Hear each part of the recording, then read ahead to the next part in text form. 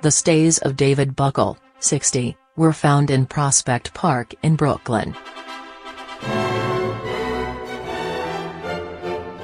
In a suicide note found nearby, Mr. Buckel wrote he had immolated himself utilizing fossil fuel to symbolize what he stated was the harm human beings were doing to the earth.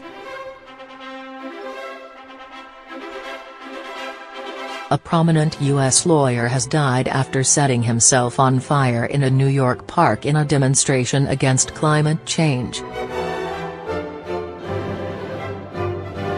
He said most people now breathed bad air and many died prematurely.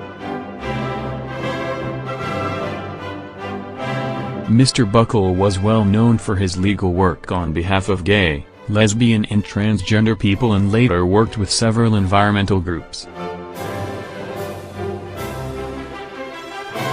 Pollution ravages our planet, oozing inhabitability via air, soil, water and weather, the lawyer said in his suicide note, quoted by the New York Times. The note was also emailed to several news organizations shortly before his body was found, the newspaper said. My early death by fossil fuel reflects what we are doing to ourselves, he said. This is not new, as many have chosen to give a life based on the view that no other action can most meaningfully address the harm they see, he added, the New York Daily News reported.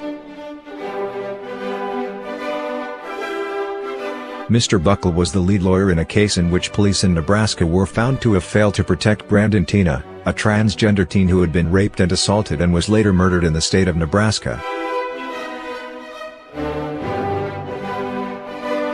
Mr. Tina's story was the subject of the 1999 film Boys Don't Cry, and Hilary Swank won an Oscar for her portrayal of him.